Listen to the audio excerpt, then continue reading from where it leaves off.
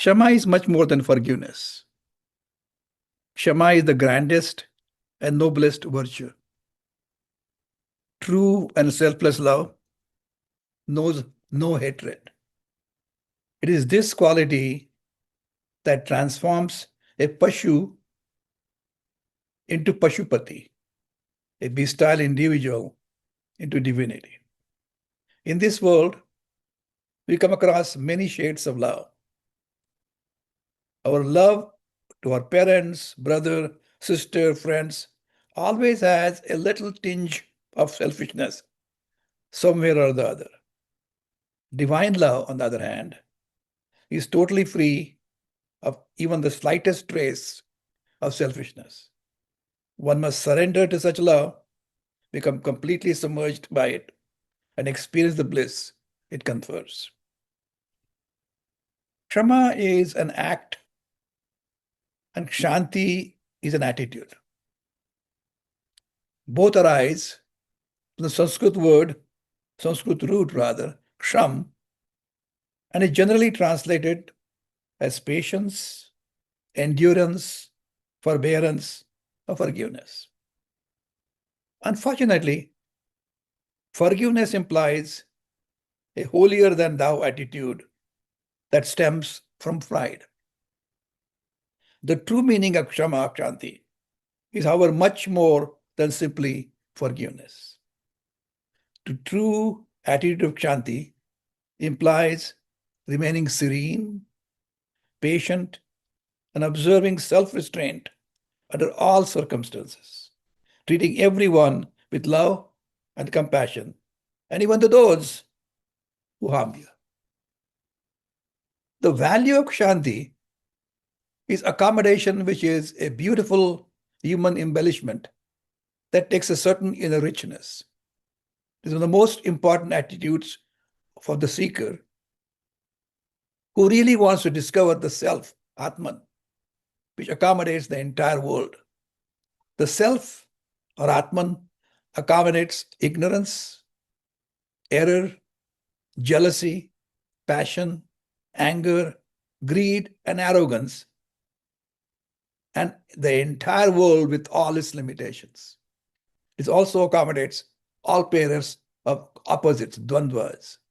Self is referred to in Kathopanishad as the great accommodator, since it is unopposed to anything. Compassion is a trait born of accommodation. It allows one to understand another person, let him be as he is. Accommodation frees us from reactions. In the absence of the interference of such reactions, one perceives any situation as a matter of fact, which allows him to respond it appropriately without any sense of intolerance. A situation is a fact, but it's only a fact when one perceives it without reaction. The Sri Krishna, thus Krishna, the Kshama means much more than forgiveness, Krishna too.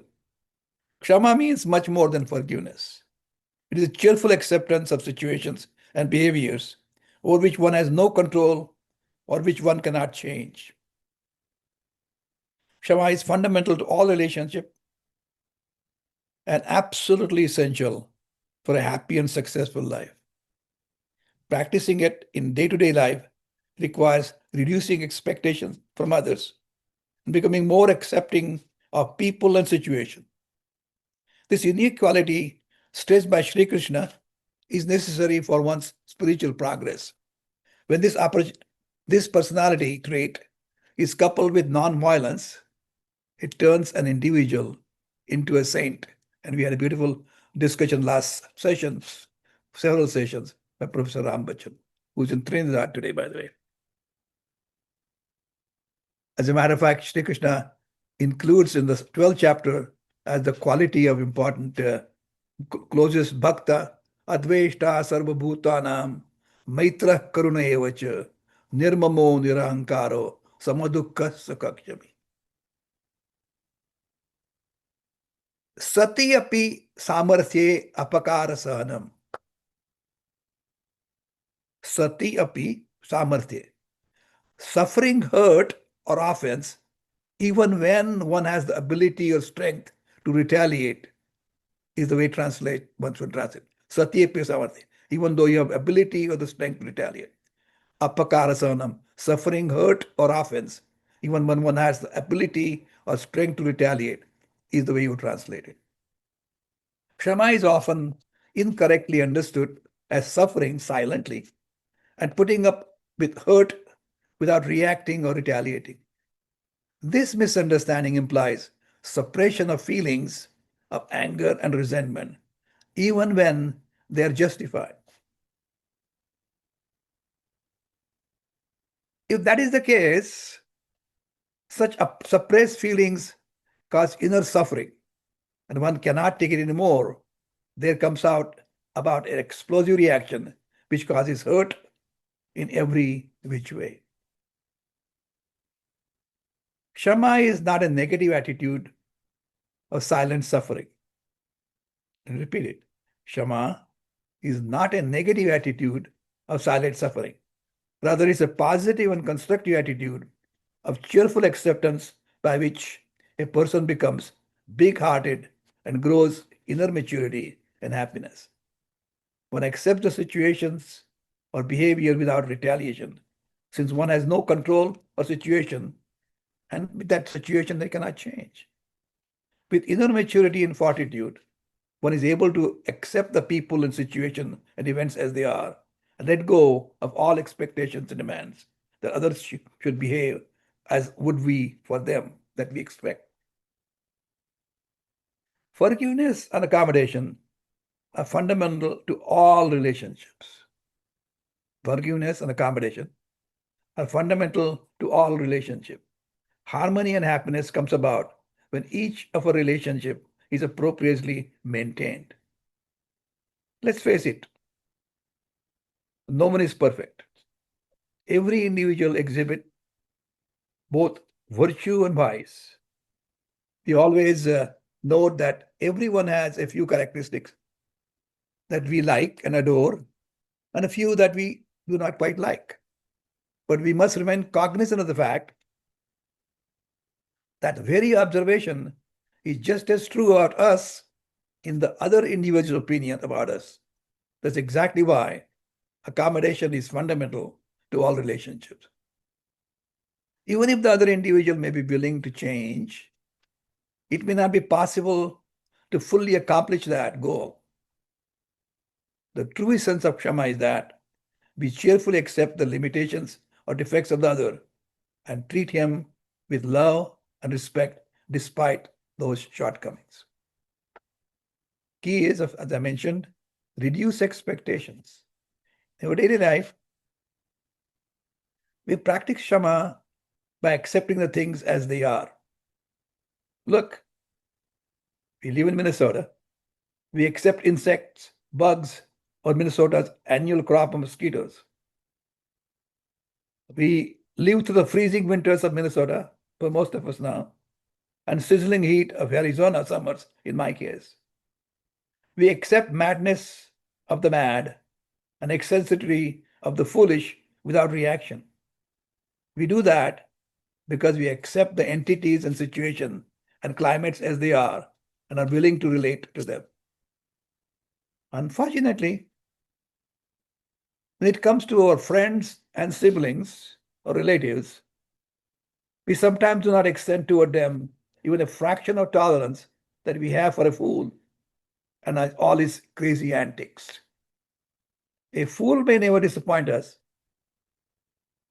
but a friend often does, because we do not regard the friend with the same tolerance and accommodation with which we accept the fool. If we were to show large-heartedness, and equanimity in accepting the defects and limitation of those who are close to us, thus practice forgiveness in that process, we would avoid so many disappointments. This will certainly lead to a much closer bond of love and relationships and friendships with friends and family.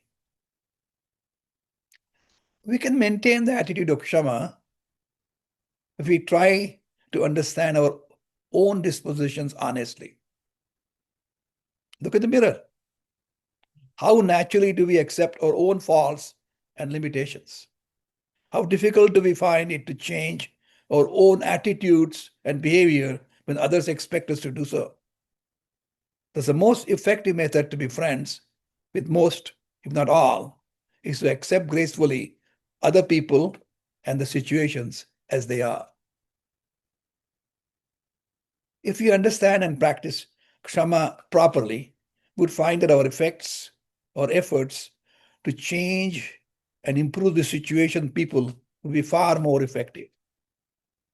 Kshama, as I mentioned, calls for an absence of expectations, not an absence of effort or response. Let me repeat.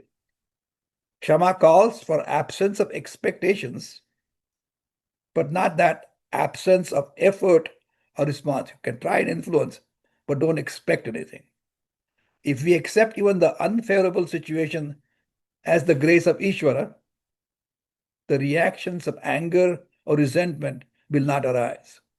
It's a fact that everything happens in our life is in the best interest of all of us in the long run.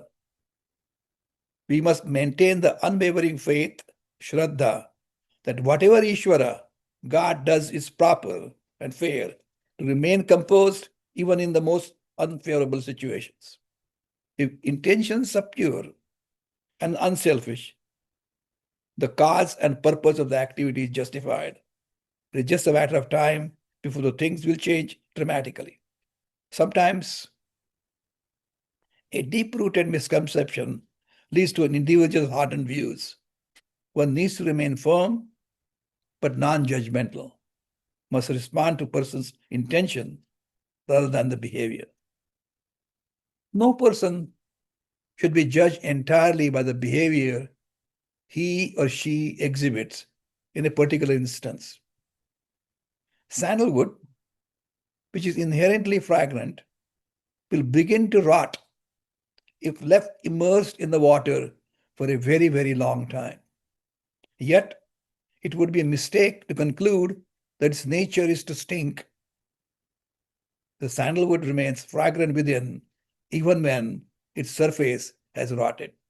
Similarly, God resides in the heart of every person, even one appears to be rude and uncultured. The rudeness is probably incidental and on account of upbringing, culture, or particular circumstances.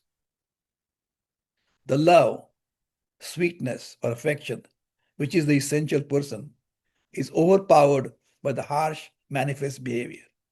You must always remember that despite of that external demeanor, the core of every individual is the exalted Purusha, Brahman, God. Alertness, and self-introspection are the only means to overcome the impulses of likes and dislikes. If those qualities are not in play and on constant guard, despite realizing the value of Kshama, or wisdom and sense of discrimination gets overpowered, and we tend to act out of impulse or in response to provocation. Lack of control of these likes and dislikes, which have been acquired over the past experience, results in uncontrolled anger. And one realizes that only after the episode of anger has subsided. Kshama is necessary for making spiritual progress. Let me repeat. Anger and despair cannot survive when there is a Kshama well established.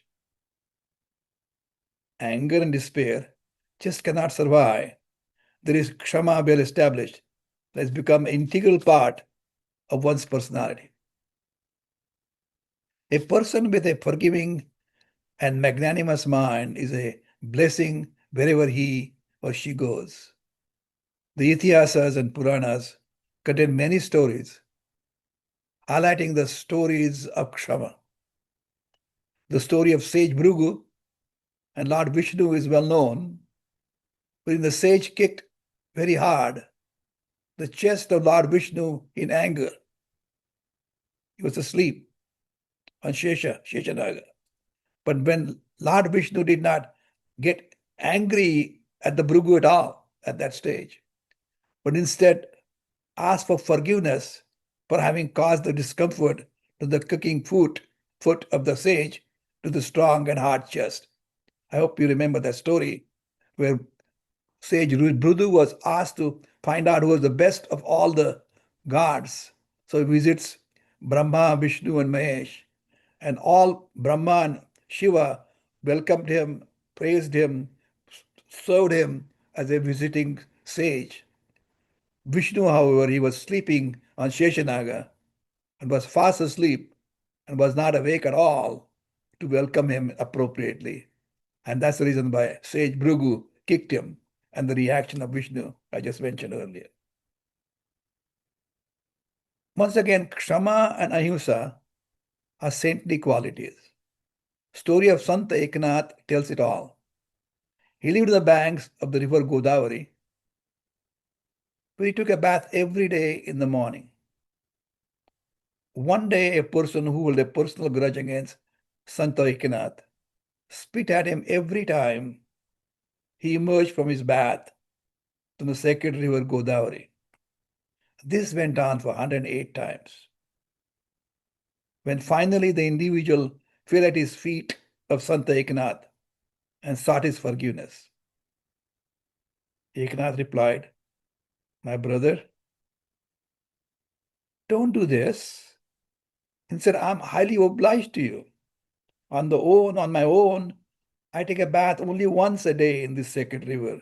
But today, thanks to you, I had the opportunity and privilege to bathe in this holy Godavari 408 times." What a reaction.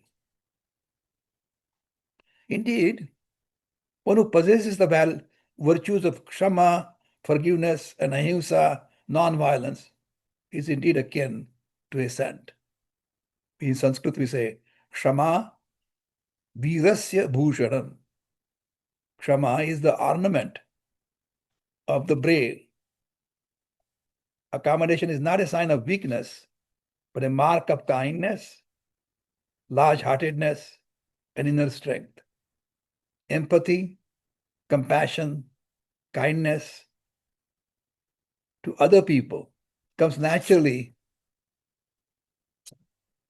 to people who with a personality of being forgiveness.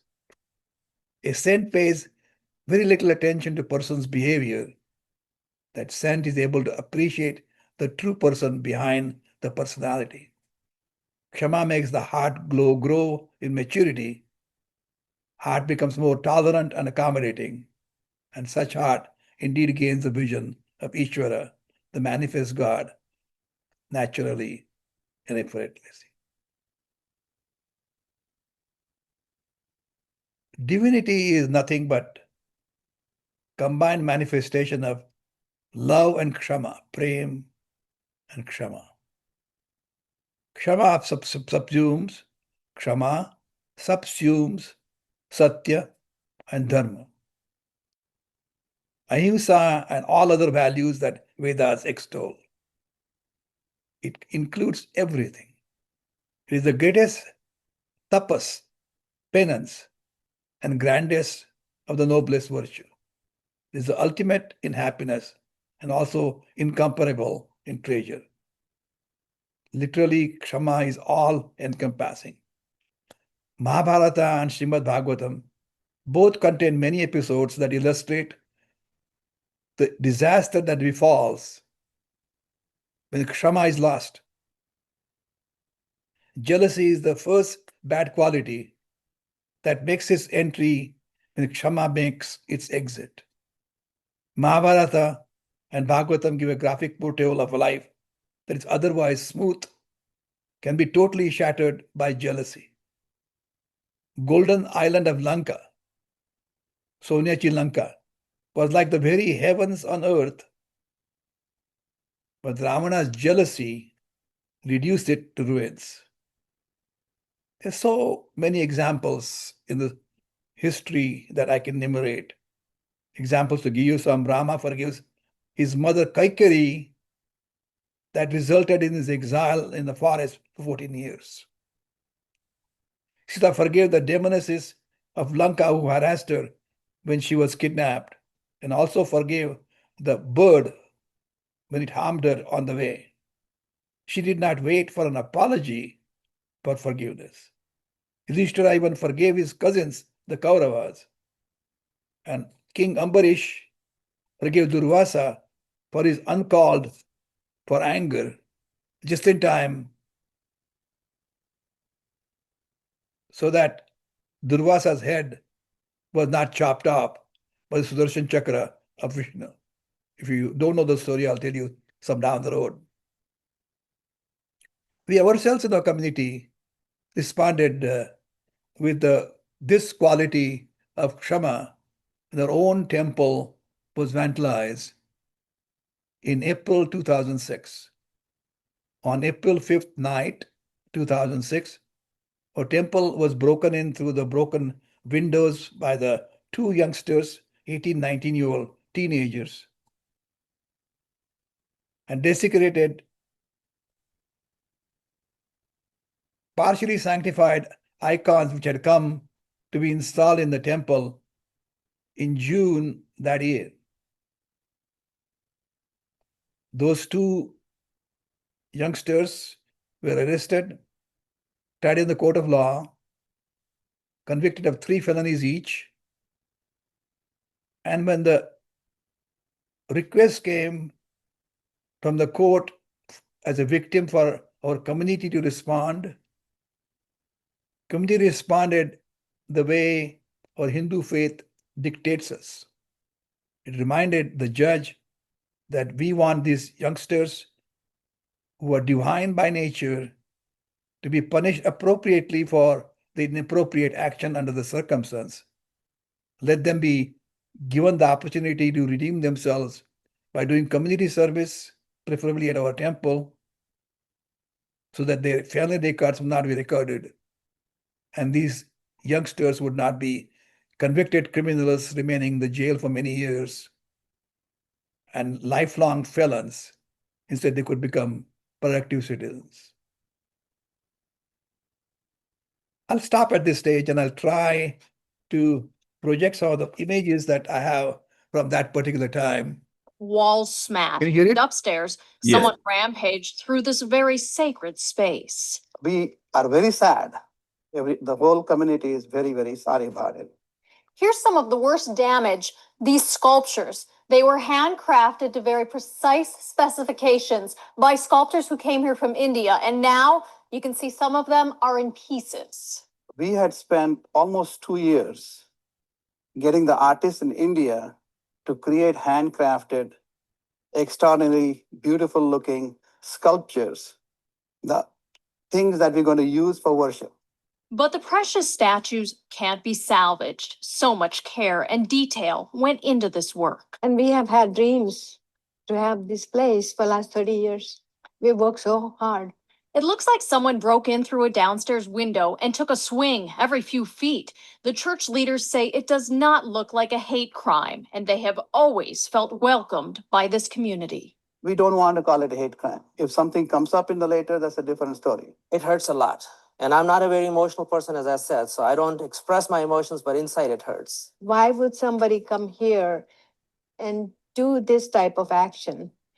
It's a terrible action, terrible thing to do.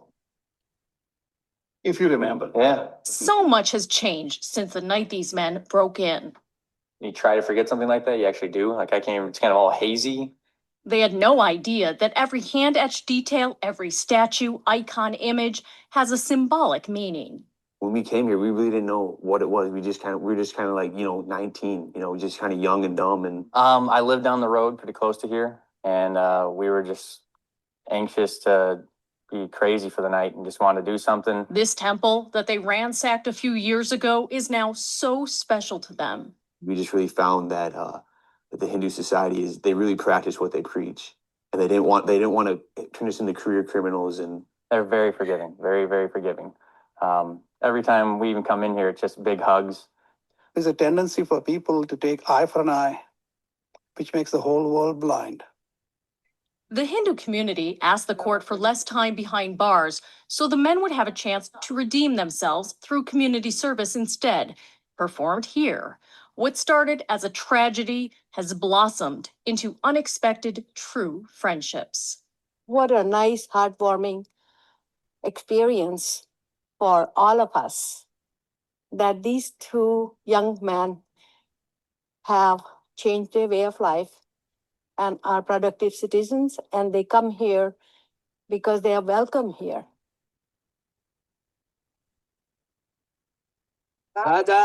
Surrounded by farm fields in Maple Grove, a unique ceremony took place outside this Hindu temple. 11 statues lay in shallow graves, the damage clearly visible. Temple members were devastated. So another way to put it is somebody broke into your house and essentially cut off the limbs and heads of family members. But after the arrest of the two young suspects, the community decided they would forgive. This is, I think, closure to from what we did. I mean, these icons meant so much to him. Tyler Tomey, now 22, says with the temple's help, he and Paul Spakowski have turned their lives around. And I think about what if this situation never happened to me, you know, or the Hindu society and Dr. Sane weren't so forgiving, you know, where would I be? This temple is the largest Hindu temple in the upper Midwest, serving more than 40,000 people in 5 states and 2 Canadian provinces. The temple, with its elaborate hand carvings, is still under construction. Temple leaders say after the vandalism, the community rallied around them. With this, the community at large was able to know what the Hindus are and what the Hindu values are. In that process, the Hindus themselves validated their own faiths and their values. And community leaders say the temple's handling of the ordeal is an example to all. Very forgiving, and you know, it's I don't know if us Christian churches would have done as well if this had happened to us. I would say some way or the other we should. We always dreamt of having a place of worship for Hindus in this part of the world where people from all regions of India, north, south, west, east, can come together under one roof and feel as a part of a united family and worship in real happiness and family togetherness.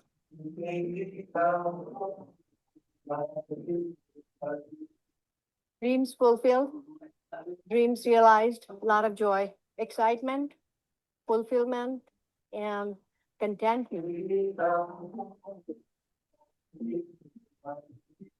God is present in everybody and all over.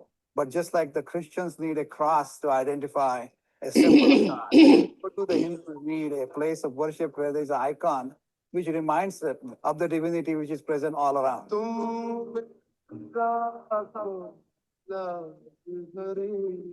Unique to the Hindu religion are the goddesses, which are more powerful and represent not only just the wealth and the power, but art, music, everything.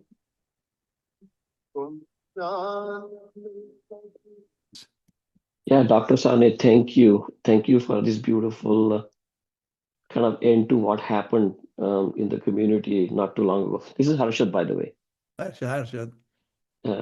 And I know I'm kind of going through a change in my career too, where my dear friend and now my manager, kind of that relationship kind of took its course.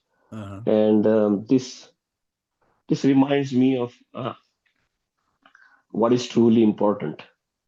Absolutely. Yeah. Yes. Thank you. Yeah. So stop Same by and thing. see me Yeah. sometime. Hi, Meenal. I echo the same feelings that I'm also going through transition at work, and everything you said today, something I have to keep in mind. I'll send you a bill, okay, Meenal? I'll send Sure.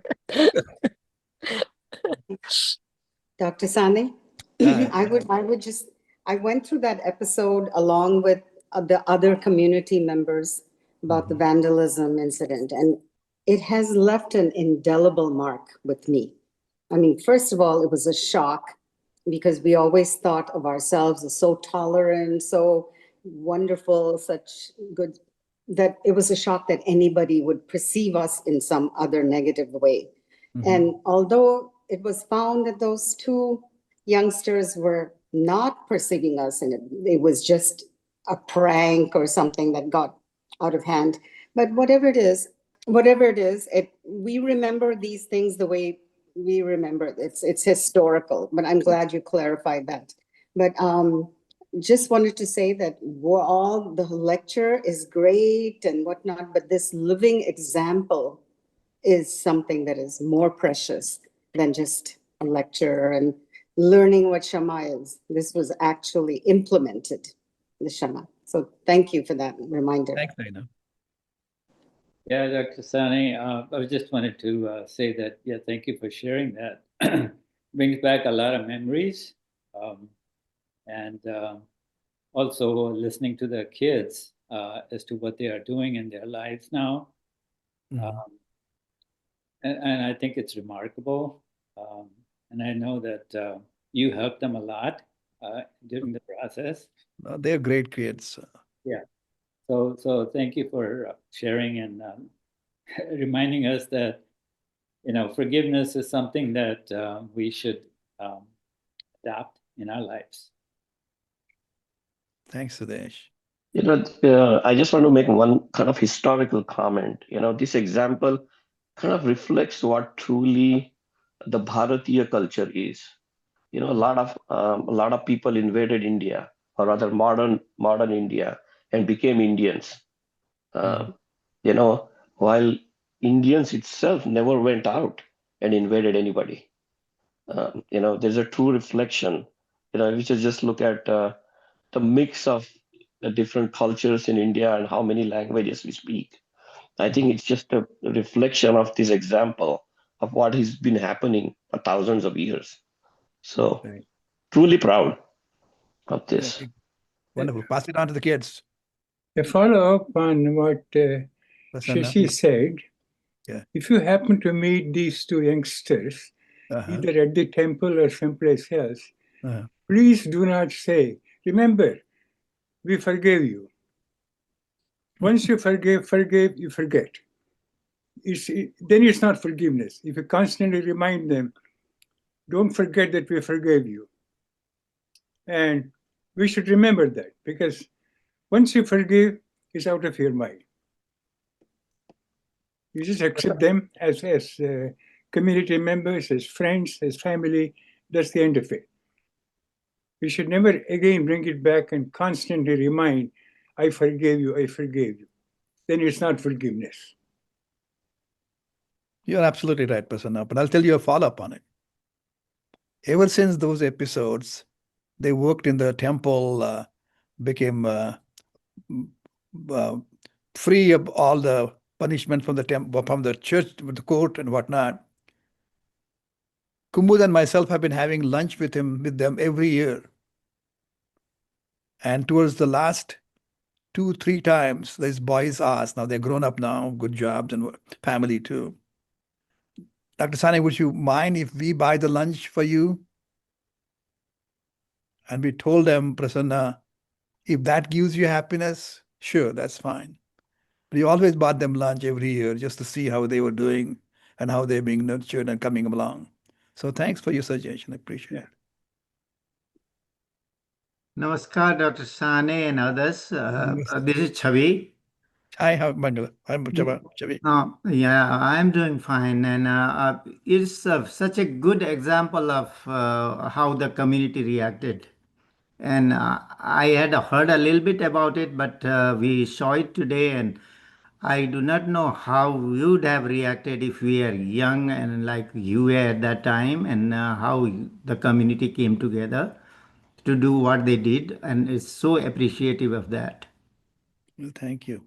Thank you for educating us, because we have also heard the otherwise, but hearing and seeing today, it's really eye-opening. Thank you, Dr. Sane. Thank you, Mangala. Hi, Dr. Sane. How are you? Good, good. My name is Laju. I'm Meenal's friend. Okay. Thank you so much for this. She putting up this nonsense this morning? Yeah, she has been my friend for 30 years. Good. So So I you just had a question like about you said about jealousy and stuff. People say that you shouldn't be jealous or you shouldn't be angry. Mhm. But isn't that the part of the human nature? And when the situations come, it's just natural. And then when we are saying that we shouldn't be jealous, we are actually creating a conflict within ourselves. So how do you deal with that? Well, when you're learning a different sport and you're making same mistake over and over again, what does the coach do? Reminds you constantly, gradually changes in your behavior.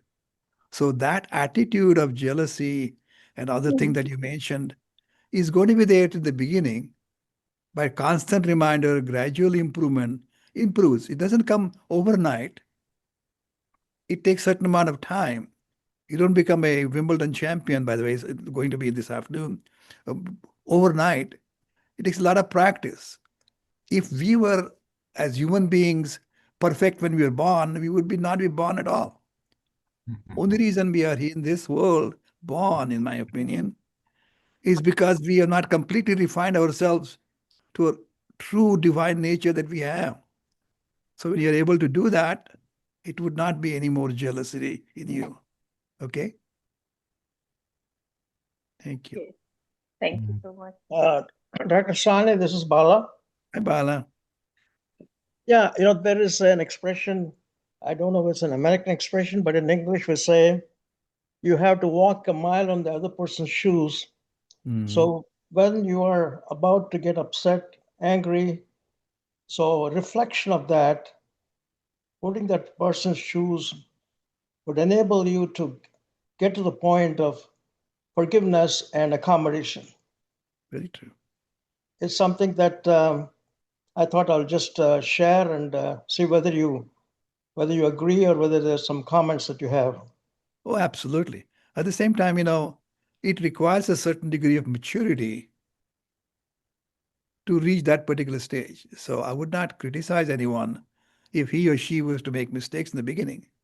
If we were not to make mistakes, we were not human. To err is human, but to forgive is divine. So you have to basically gradually improve your personality to such a level that automatically that comes out in a very positive way. So you're right, Bala. Johnny, what do you say? Well, I wanted to share a little bit about a parallel approach, which is referred to as restorative justice. Exactly. And it is now being established quite widely, both at the legal level in many states, including Minnesota, and even in schools. And it has a very similar premise that somebody does something bad, oftentimes without even thinking. And what really helps in the long run is not punishment. That oftentimes will harden exactly the traits that led to the incident in the first place.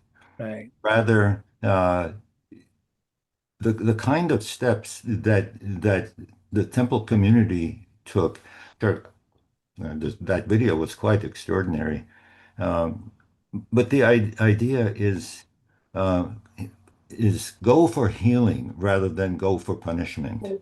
And healing involves both members of the incident, both the person who was hurt and the person who did the hurting, both. And that's based on traditional practices stemming from the Maoris in New Zealand and from a number of Native American nations up north. And it was sort of collected and articulated in the 90s by a man who was a Mennonite. That meant he was a pacifist, but he was also a court prosecutor. So he personally had experienced the consequences of punishment. And he was really drawn to this alternative and formulated it in such a way that it has now spread at the national level. and has even played a role in local elections. People have campaigned on their support of restorative justice. It's a process that we went through when wife Yvonne was, we were both struck down by a car whose driver made a bad turn.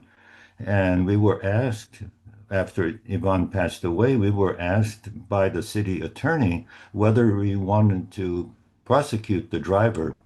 And we said no. And we went instead through the process of restorative justice. And ever since then, I've had a chance to share my experiences with it with a number of groups. There's one coming up within a month or so. There's quite a wide, it's very encouraging that there is a widespread interest in restorative justice as a process. Well, thanks for sharing, Johnny. I did not want to mention that story. It was in my back of the mind, but only it coming directly from you makes it more impactful, and also because I didn't want to invade into your privacy in that way. It was a pleasure to have known her, but I wish I had more time to know her even more than we could. But I think our relationship became stronger and closer ever since that unfortunate incident that you had. So, well, thanks for sharing. Thank you.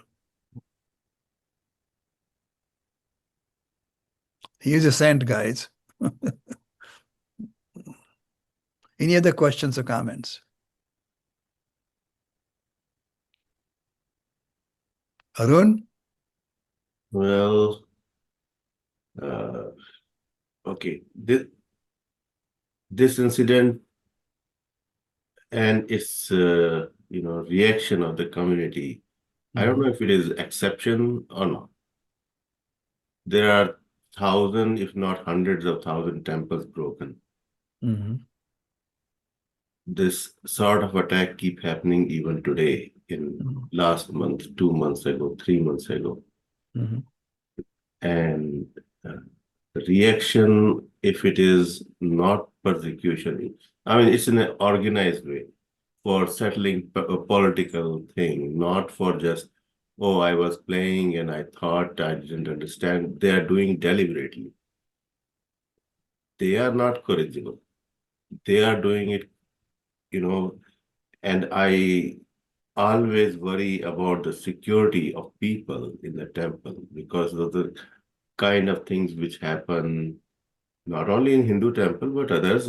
We had it in Minneapolis. Sure. So I don't know, just being compassionate or whatever will solve the issue. That's the concern because, some things are being done for political reason, others are being done deliberately to, so you have to stand up and golden security and everything and being able to punish them. Otherwise, just by trying to integrate, they don't want to integrate, they want to destroy you. That's the kind of situation, I mean, which is real. And I know we had to take precautionary measures and just not be okay, feel good thing which happens with this kind of situation that okay, let's just say, okay, no problem, you did it. Like what Mahatma Gandhi told to the women if they are being, violated.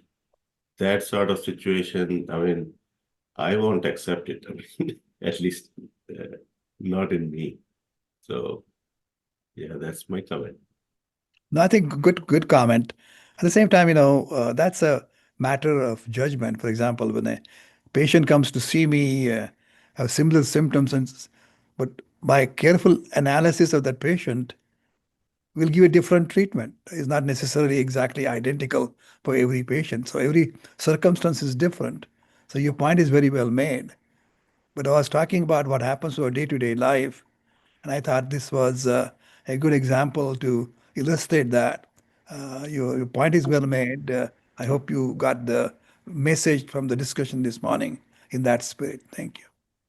One final comment, let me- Shashi. I just remembered saying, I don't know who said it, an eye for an eye and a tooth for a tooth will make the whole world blind and teethless. So that's not justice. Kshama is justice. Yeah, there's a really dramatic example of that, of course, at the beginning of World War II, and the conduct of the Nazis and their invasion all over Europe and the genocide of Jews and so on. And not standing up to that would have been disastrous. And that of course, is the narrative of the Gita as well, isn't it? Exactly. That doesn't mean that resentment has to continue forever and ever. And there have been not only many efforts to reconcile Jews and Germans following World War II, but there are even dramatic examples of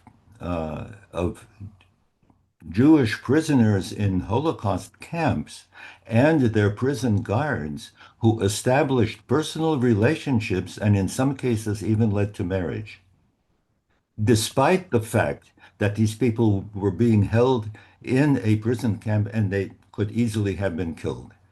So at the personal level, stand up against the wrong by all means. But at the personal level, it isn't necessary to have resentment and a kind of a barrier indefinitely. It's possible to combine the two. I mean, I have a comment on this. Anything, Dr. Sane? In your personal life, absolutely. Kshama is absolutely important. The way I understood Bhagavad Gita and the life of Shivaji Maharaj, which are two of my most kind of guiding stars in my life, there is a boundary you don't cross, and you stand up to that boundary. But once you do that, and I mean, Shivaji Maharaj demonstrated that after he found justice for his people and established Swarajya, he also had, uh, his artillery commander was a Muslim. He had all kinds of people in his based on their merit. So I think what you're just saying, John, is I think you can move on from that tactical what happened and not hold a grudge.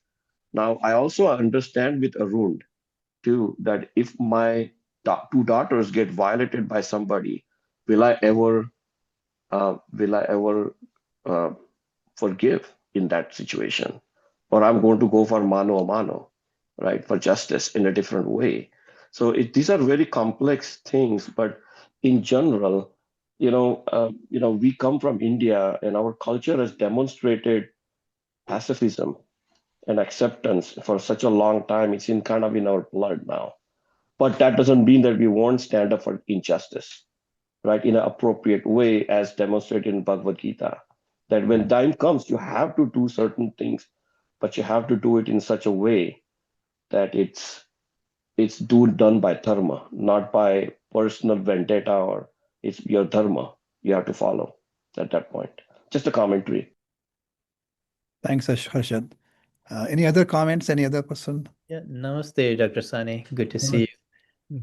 Uh, when this sort of thing happens, I always struggle with where the karma falls, and the past karma. Where does that fall? Because what I've heard from my childhood is that if something bad happens to me or somebody does bad things to me, then I must have done something bad to them, whether it's previous life or whatever. So that is. So how do we what's the word I'm looking for? How do we